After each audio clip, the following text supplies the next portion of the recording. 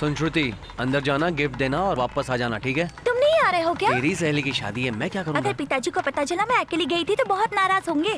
चलो ना भैया। तू कब जा रही है? सेमेस्टर एग्जाम शुरू होने वाले हैं ना, इसलिए आज माँ के साथ रहकर कल चली जाऊंगी। आओ बेटा, बैठो बैठो बैठो बेटा, बैठो। भैया, वो पीले कपड़े वाली लड़की कैसी है? बहुत बुरी है, क्या बात है? और वो ब्लू दुपट्टे वाली? तू पागल हो गई क्या? भैया, हमारे जात की यहाँ पर बहुत सारी लड़कियाँ आई हैं। अगर तुम इनमें से किसी एक को पसंद कर लेते हो तो मैं माँ को बता दूंगी, वो पिताजी को बताएंगी और फिर तुम्हारी शादी हो मेरी जाएगी। जान के पीछे पड़ी है। 25 साल में शादी, आत्महत्या, 28 साल में हत्या की कोशिश, 32 साल में खून। मतलब तुम मेरा खून करवाना चाहती है? तो 24 साल की उम्र में शादी करना, कुएं में कूदना है, 23 साल में, जहर पीना है, 22 में, फांसी पे चढ़ाना है, और लव मैरिज करना स्वर्ग है। 24 घंटे घर में नजर कैद। भैया, टीवी पर उस लड़की को देख रहे हो? कितनी चुप सुंदर कर है ना? भैया देखो ना वहाँ पर। क्यों चौंक गए? पसंद है क्या तुम्हें?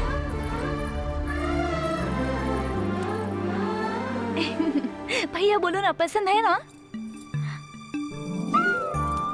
मैं अभी पता लगा कर आती हूँ, तुम्हारी सुसाइड की डेट पक्की कर देती हूँ। अप्रैल महीने की 1 तारीख तक इंतजार करो, उसके बाद बताऊंगा। किसी से प्यार करते हो क्या? एक लड़की के जवाब का 6 महीने से इंतजार कर रहा हूँ। पता नहीं वो हाँ कहेगी या ना। क्या बात है? तहसीलदार और पुलिस एक साथ आए हैं? चलो चलो, जगह खाली करो बच्चा। चलो चलो। पता नहीं कौन लोग आ रहे हैं। एमएलए की गाड़ी आ रही है।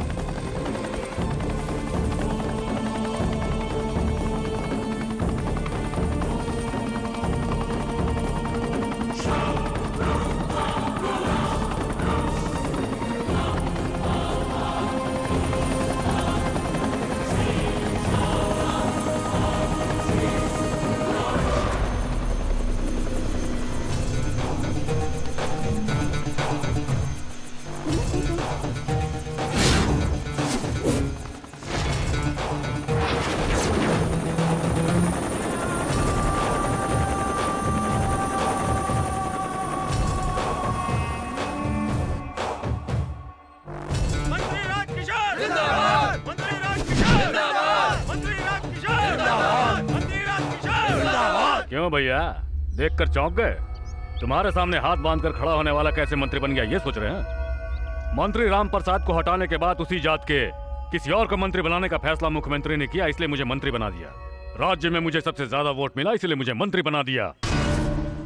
राजभवन में शपथ लेने के बाद वहां से मैं मुख्यमंत्री से भी मिलने नहीं गया, सीधा फ्लाइट पकड़कर शहर में उतरा और वहां से हेलीकॉप्टर में यहाँ तुम्हारे सामने आकर खड़ा हो गया हूँ। जानता है क्यों? क्योंकि उस दिन तूने यह भी नहीं सोचा कि मैं एक एमएलए हूँ और मेरे मुंह पर थप्पड़ मार दिया। उस अपमान को धोने के लिए मैं यहाँ आया हूँ।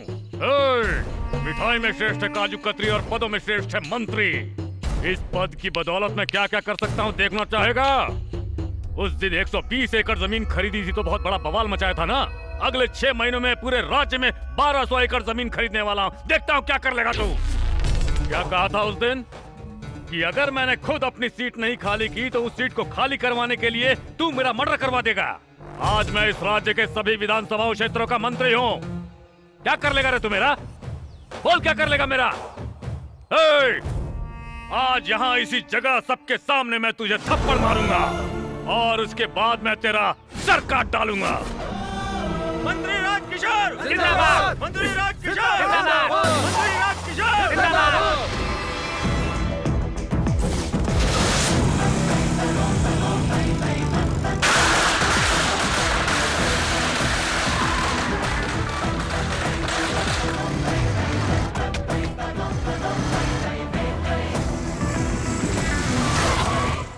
भैया, आपको मिलने के लिए बिरजू पांडे का बेटा आया है। उसके साथ कितने लोग हैं? अकेला ही आया है। आने दो उसे।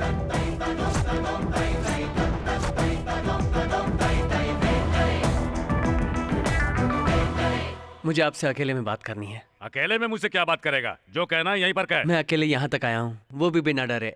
आप क्यों डर रहे हैं? चल चल निकल सब यहाँ से, निकलो सब यहाँ से। मैं डर रहा हूँ। बोल क्या बोलना है तुझे? मिठाई में श्रेष्ठ है काजू कतरी और पदों में श्रेष्ठ है मंत्री, यही कहा था ना? आप एक बात जानते हैं? मेरी बात ध्यान से सुनना। मैंने देखा है परचून की लिस्ट में भी अरहर की दाल, मूंग की दाल, मसूर की दाल सब किलो के हिसाब से ली जाती है, लेकिन काजू केवल 100 या 200 ग्राम के हिसाब से लेते हैं। एक तो लेते इतना कम है और खीर में भी थोड़ा कम डालते हैं। ज्यादा खरीदने से पैसा बर्बाद होता है, ज्यादा खाने से तबीयत खराब होती है। यही हाल मंत्री का भी होता है। अगर मैंने बाजी पलट दी ना, या तो रोड पर खड़े होना पड़ेगा या फिर कोर्ट में। लोगों को हमेशा मैंने अपने पिताजी के पीछे खड़े हुए देखा है। आज पहली बार मैंने किसी को मेरे पिताजी के सामने खड़े होकर उन्हें चुनौती देते हुए देखा है, और उन्हें जान से मारने की धमकी देते हुए भी। सुनकर थोड़ा दुख हुआ। तुझे चुनौती देता हूँ, आज से 30 दिनों में अगर तूने मेरे बाप का सिर नहीं काटा तो मैं अपने परिवार के साथ तेरे पैरों में गिर जाऊंगा। अगर मैंने तेरा सिर नहीं काटा तो मेरे पिता तेरे पैरों में गिर जाएंगे। क्या बोला रे तू?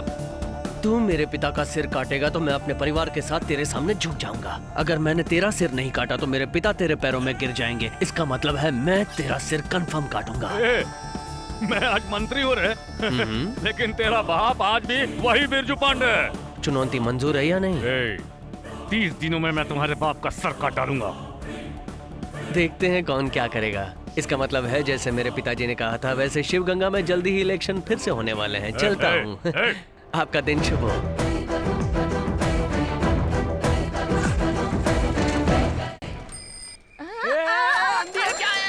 नाराज मत होना, मेरे साइकिल का हैंडल टेढ़ा था इसलिए ठोक दिया। हैंडल टेढ़ा हो गया है?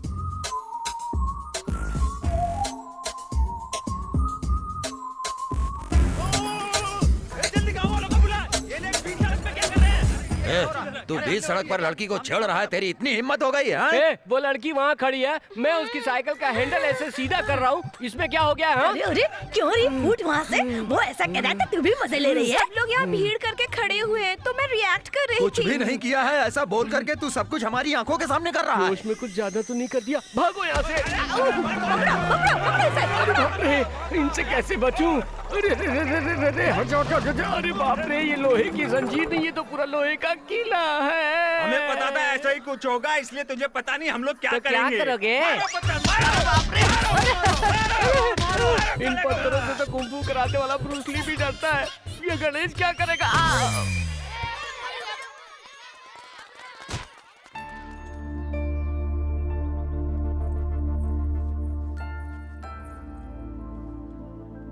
गणेश जी को देखकर हंस रहे हैं।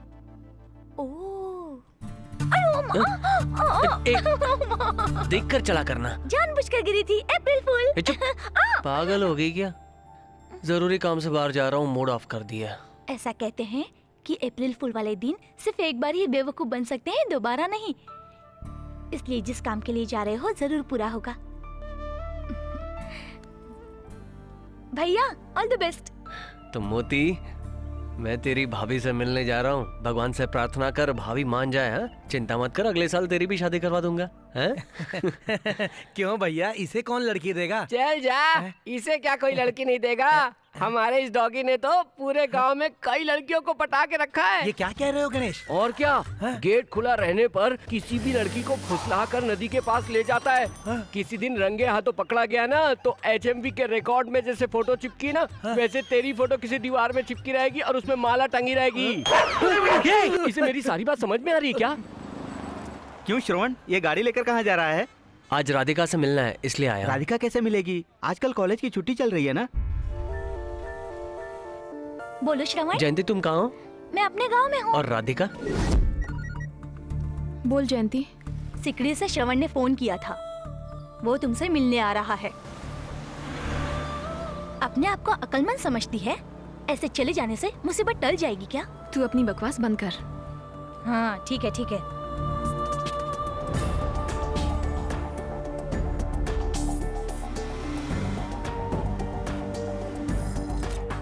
हेलो।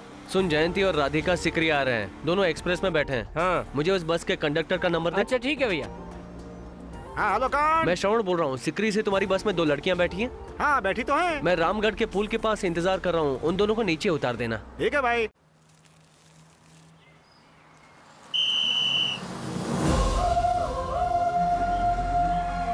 सुनिए, श्रवण भैया आपका इंतजार कर रहे हैं, आप नीचे उतर जाइए प्लीज। आप नहीं उतरेंगे तो गाड़ी आगे नहीं बढ़ेगी।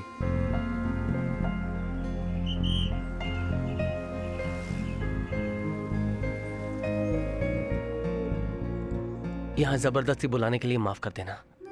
जब तुम वापस सिकरी चली गई तो मैं समझ गया था कि तुम वाकई कश्मकश में हो। तुम्हारे मन में जो भी हो बता दो।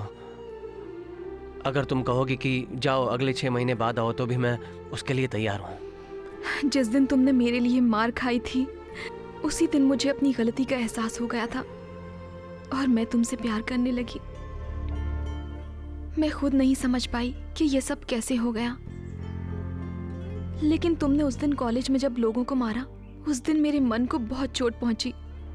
तुम्हारे पिता को इतने सारे लोगों के साथ तलवार लेकर आता देखकर मुझे और गुस्सा आया, मुझे नफरत सी होने लगी। जिस दिन मैंने पढ़ा कि तुमने 4 लोगों को मारा है और तुम जेल में हो तो मेरे पैरों के नीचे से जमीन खिसक गई। मैं तुम्हारे प्यार को अपने दिल से ना तो मिटा पा रही हूँ और ना ही जाहिर कर पा रही हूँ, बस मन ही मन में घुट रही हूँ। समझ में नहीं आ रहा हंसूं या रोऊं। मेरे पिताजी ने मुझे सिकरी इसलिए भेजा था कि मैं किसी लफड़े में ना पड़ूं। जब मैंने टीचर का अपमान होते हुए देखा तो मैं रह नहीं पाया। दुनिया में सबसे दुख की बात है एक पति का उसकी पत्नी के सामने अपमानित होना। मैंने इसलिए उसको मारा। अगर उस दिन मैं उन गुंडों को नहीं मारता तो वो लोग मुझे मार देते। छोटी सी बिल्ली भी अपनी जान बचाने के लिए किसी से भी लड़ती है। क्या मुझे अपनी जान बचाने का हक नहीं है? ये सारी बातें मेरी माँ के सामने मत करना। क्यों, मैं अच्छा नहीं हूँ? तुम तो बहुत अच्छे हो, लेकिन तुम जिनके साथ हो वो अच्छे नहीं। मैं कुछ समझा नहीं। अगर तुम सब कुछ छोड़कर आ जाओगे तो मैं तुम्हें अपना सब लूंगी। कुछ मतलब किसको? माता पिता को या अपनी बहन को छोड़ दूं? रिश्तेदारों को या अपने जन्म स्थान को या फिर अपने भगवान को जिसकी मैं प्रार्थना करता हूँ? किसे छोड़ने के लिए कह रही हो? अपने पिता को। मेरे पिताजी के बारे में कुछ मत कहना। तुम जानती हो वो कौन है? छोटी दुकानों पर मारपीट करके गांव के मेले में लड़ाई होने के बाद, नदी के पास मर्डर होने के बाद पुलिस ने 6 महीने तक छानबीन की और फिर उसे 5 साल की सजा होती है। उसके बाद उसका परिवार भूखा मरता है। तुम उनके बारे में क्या जानो? गांव में जब भी कोई छोटी मोटी लड़ाई होती है तो पिताजी उन्हें बुलाकर दोनों पक्षों को समझाकर दोनों को आपस में समझौता कराकर किसी के साथ भी अन्याय ना हो ऐसा न्याय करने वाले हैं मेरे पिताजी। तलवार उठाने वाला हर आदमी बुरा नहीं होता, ऐसी बात है तो वो सारे जाबाज सिपाही जिन्होंने आजादी के लिए तलवार उठाई गलत थे? दूसरों को मारना गलत होता है, खुद की सुरक्षा करना गलत नहीं होता। सुना है प्यार के लिए कुछ भी छोड़ देते हैं, लेकिन माता पिता को छोड़ने के लिए कहने वाली पहली लड़की तू ही होगी। एक साथ रहने को परिवार कहते हैं, जुदा होकर जीने का कोई मतलब नहीं होता। जैसे तुम्हें तुम्हारी माँ प्यारी है वैसे ही मुझे मेरे पिताजी जान से ज्यादा प्यारे हैं। तुझे प्यार करता हूँ इसलिए कुछ नहीं कर रहा हूँ। अगर यही बात किसी और ने की होती तो उसे काट के नदी में बहा देता। मुझे ना कहने के लिए तुमने दूसरा कोई कारण बताया होता तो मरते दम तक तुम्हें याद रखता, पर मुझसे दूर जाने के लिए मेरे पिता को कारण बताया उसी पल में तुम्हें भूल गया।